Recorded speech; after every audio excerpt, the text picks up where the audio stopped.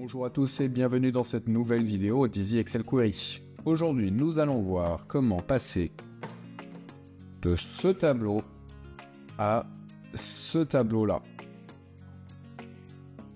Nous allons donc repérer les intitulés des champs, où ils se trouvent dans ma colonne, les extraire également les données, les splitter par délimiteurs et remettre le nom des champs au bon endroit. C'est particulièrement utile pour ceux qui font du data management et qui verront probablement le type de fichier sur lequel ils pourront appliquer ça. C'est parti, allons-y. Alors nous voilà dans un fichier Excel vierge. Je vais donc aller comme d'habitude obtenir des données à partir d'un fichier, à partir d'un classeur Excel. Si ça avait été un fichier TXT, c'est exactement pareil, mis à part que vous importez d'abord un fichier TXT. Je récupère mon fichier source data management, je clique sur feuille 1, transformer les données, et je me retrouve avec ça. Nous avions déjà vu comment est-ce qu'on pouvait repérer des champs avec notamment list position of, donc là je vais utiliser une autre formule qui est peut-être plus simple. Donc ce qu'il me faut d'abord, c'est comprendre la structure de mon fichier. Donc je regarde mon fichier, je vois que j'ai début, date, blablabla. Ah, ici j'ai début des champs, fin des champs. Ok, donc je suppose que ce qui est entre ces deux délimiteurs, ce sont mes libellés. Ici j'ai début data, fin data. Ok, donc ça c'est mes données. Si je regarde plus précisément mes champs, je vois qu'ici, il y a un problème puisque j'ai cours. Et ici, court. Je sais que dans Power Query, et d'ailleurs dans tous les tableaux, on ne peut pas avoir deux fois le même intitulé pour un champ. Donc il faudra traiter ce problème-là. On va s'y mettre. On va appuyer d'abord sur FX pour créer une nouvelle étape. Ma nouvelle étape ici se crée. Je vais la renommer et je vais l'appeler... comment je vais l'appeler? Je vais d'abord l'appeler data. Ici, c'est là où je vais mettre mes data. Donc je vais d'abord essayer de repérer début data, fin data. Donc par rapport à ça, je vais essayer de skipper, donc de passer tous les champs qui sont avant début data. Est-ce que Power Query a une fonction qui nous permet de faire ça? Oui. Hello Power Query, est-ce que tu peux prendre la table feuille sheet et skipper, sauter, chaque enregistrement de la colonne 1 tant qu'il est différent de début data. Et on va... table. C'est une petite majuscule. Ok, donc là on voit que ça a fonctionné. Le problème c'est que j'ai début data. Est-ce que je peux mettre plus 1 là? Et malheureusement c'est pas comme list positioner, ça marchera pas. Voilà. Donc du coup c'est très simple pour régler ce problème là. J'ai repéré le début de ma donnée et donc maintenant je veux retirer début data. Donc je vais juste faire à nouveau table point skip et je retire ma première ligne. Ok, maintenant il faut que je clean la fin. Et on va faire exactement pareil avec cette fois et Power Query. Est-ce que tu peux me retirer les dernières lignes de la table que je viens juste de constituer avec table skip? Et tu vas retirer toutes les lignes jusqu'à ce que tu trouves dans la colonne 1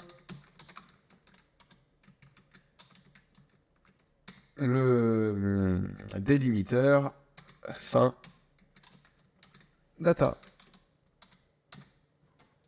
Il me retire fin fichier et là c'est reparti exactement de la même manière que j'ai fait pour skip. Je lui remets un remove last end et je retire une ligne. Ici, j'ai mes données, c'est plutôt pas mal. Maintenant, ici, on va splitter par délimiteur. On a le délimiteur qui est là. Mais je ne vais pas le faire maintenant. Ça, ici, je vais juste l'appeler data. Donc, j'ai mes données, je suis content. Ok, maintenant, je vais récupérer feuille sheet 1. Je vais appeler sur FX. Et maintenant, on va aller récupérer les noms de champs. Donc début champ, fin de champ ici. Donc même combat, on va faire exactement pareil. Donc salut Power Query. J'aimerais que sur la table feuille sheet, tu me skips chaque fois dans la colonne 1 que tu trouves une ligne qui est différente de... c'est quoi? C'est début champ. Début champ, bah, il faut la sauter. Hop, est-ce que c'est bien comme ça que c'est écrit? J'espère que oui, on va voir. Oui, c'est bon. Et pareil, je retire encore une ligne pour retirer début champ. Hop, donc ça c'est bon. Ensuite, maintenant vous avez compris l'astuce, on fait tab.remove last n. À chaque fois que dans la colonne 1, c'est différent de fin champ.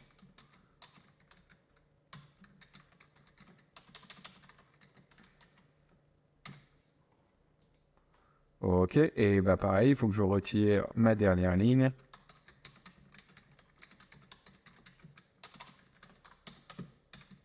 Hop. Ok, donc là, j'ai mes champs, mais comment est-ce que je traite ce problème de cours? Eh ben, on va lui rajouter une petite colonne.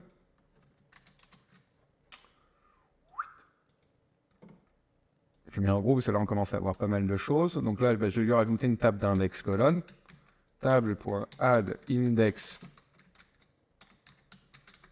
colonne. Sur quelle table? Bah, sur la table que je viens juste de constituer ici.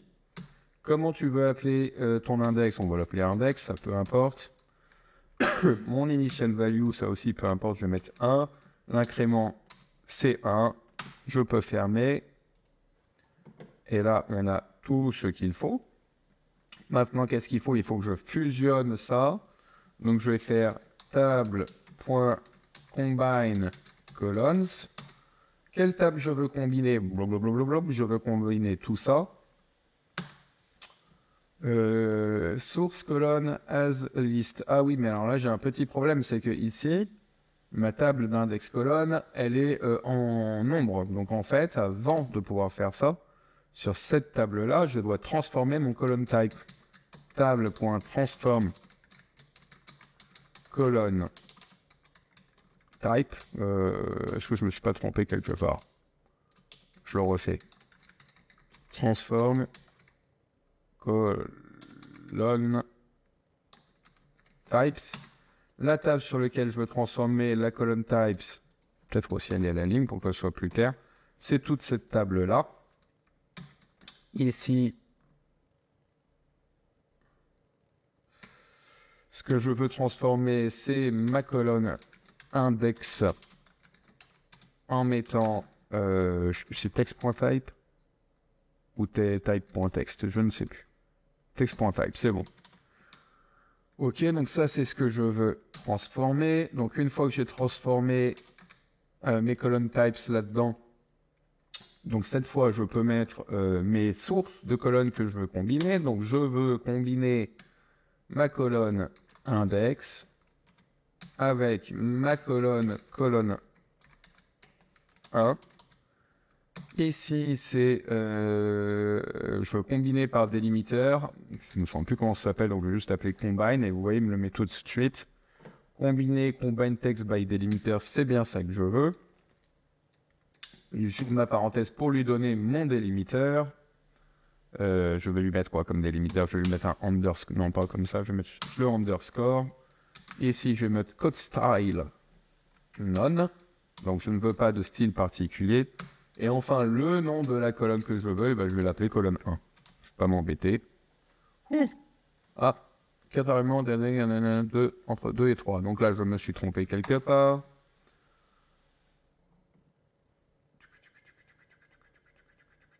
Ben, c'est dommage parce que je ne vois pas où. Si, je vois. Ah non, je ne vois pas où. Alors, ok, table combine colonne. Ici, table. Tac. Ah oui, c'est ça où je me suis trompé. Je ne l'ai pas mis au bon endroit. C'est ici. Et voilà, là ça fonctionne. Parce que forcément, si je l'avais mis après table index colonne, bah, il n'a rien à transformer puisque je ne l'avais pas encore ajouté l'index colonne. Donc là, comme vous voyez, tout est... j'ai mis en fait un numéro, ce qui veut dire que donc court et court, ici, j'ai le numéro 2 et le numéro 7. Donc maintenant, j'ai plus de problème. Je vais renommer mon étape en l'appelant call name. Et ici, je vais également transformer ça en liste. Pour transformer en liste, je mets le nom de ma colonne entre crochets. J'ai une liste de valeurs. Alors, si je récapitule ce qu'on a fait, parce que c'était pas forcément évident pour les names, donc en revanche, le skip, je récapitule pas parce que c'est exactement pareil que ce qu'on a fait pour les data. Je lui ai d'abord ensuite rajouté une colonne d'index avec 1, 2, 3, 4, 5. Cette colonne d'index, comme c'était du format nombre, je l'ai transformée en format texte parce que pour combiner deux colonnes, il faut que ce soit le même format. Et ensuite, j'ai combiné ces deux colonnes, qui se trouve ici, index colonne, avec le délimiteur underscore, le code style none, pas de style particulier, et je l'ai appelé commune1 pour finalement le transformer en liste. Tout ça, vous pouvez également le réaliser à travers l'interface, mais vous aurez tout un tas d'étapes qui vont apparaître ici. Ok, donc maintenant je vais appuyer sur mon petit FX et je vais rappeler mes data. Data, hop là, oufou. Et là je vais donc, j'ai bien mes data, et là maintenant ce que je veux c'est splitter par délimiteur. Alors table, point, c'est split, colonne. Ce que je veux splitter c'est ma colonne data. Source colonne as text, comme il me demande du texte, c'est la colonne 1 que je veux splitter. Splitter, donc c'est by delimiter, donc je vais marquer juste split. Là ici je vais avoir split text by delimiter, super. C'est un peu la même type de fonction que tout à l'heure. Le delimiter, c'est quoi là-dedans? C'est la barre, je sais pas comment ça s'appelle. La barre comme ça, on va dire. Code style none. Splitter as function, ok. Column name as number, c'est donc column name, en fait, le nom des nouvelles colonnes que je veux, je veux call name. Je ferme et j'espère que ça marche. Magnifique. On a les in, on a le cours, la quantité, la date d'achat, etc., etc. Je vais aller plus loin, donc ça, c'est mon résultat. Que je n'ai pas fait, d'ailleurs, quand je vous ai dit que j'avais présenté ça. Si on retourne ici, supposons que la date, en fait, que ce soit pas year, blablabla, en fait, qu'on ait une donnée qu'on veut récupérer. Ce que je peux faire également ici, c'est lui dire, faut que je récupère en masse. Du coup, je prends ça. Hop. Dans résultat, là, je peux utiliser l'interface. Je vais faire colonne personnalisée. Et je vais lui dire que je veux ça. Et par exemple, je veux la colonne 2. Donc, j'achète ça, on va dire que c'est data. Date, plutôt. On va voir si ça fonctionne. Yep. Bon, là, j'ai pris d'où mis 1, donc j'ai mis quoi? J'ai mis 2. Si je la mets ici, je mets 1. Ici, on a la date qui apparaît. Donc, vous voyez, vous pouvez en plus récupérer des champs dans votre... voilà, je vais le retirer, mais dans votre source de données directement. Je charge. Fermer, charger. Oh non, je vais pas charger avant. Je vais d'abord juste faire quelque chose. Je vais dupliquer. Ça ici, je vais l'appeler data transformé. Ici, je vais l'appeler source, parce que je trouve que c'est toujours bien quand même de conserver la source pour vérifier qu'il n'y a pas d'erreur. Là, ici, c'est ma source de données. Fermer et charger. Je vais prendre d'abord ma source chargée dans tableau, je vais la mettre ici. Mes données transformées chargées dans tableau, je le mets ici. Ok, donc on est bien passé de ça à ça. Si on va maintenant dans la vraie source de données, celle sur laquelle je requête ça, que je dois avoir ici une fichier source. Donc je l'ai ici. Supposons que ici, je vais rajouter une ligne. Hop, là ici on va dire que c'est un OPCVM. Et voilà. Et on peut rajouter, on va rajouter un champ aussi. Début champ, ici on va mettre un ID. Du coup ça veut dire que sur mes données, pour que ce soit cohérent, je suis obligé de faire 1. Moi il va pas vouloir Enfin, il va me dire que j'ai un problème de cohérence, ce qui est bien, parce qu'il faut qu'il me dise si jamais entre les données qui sont envoyées et les champs il y a une incohérence, il faut que je le sache.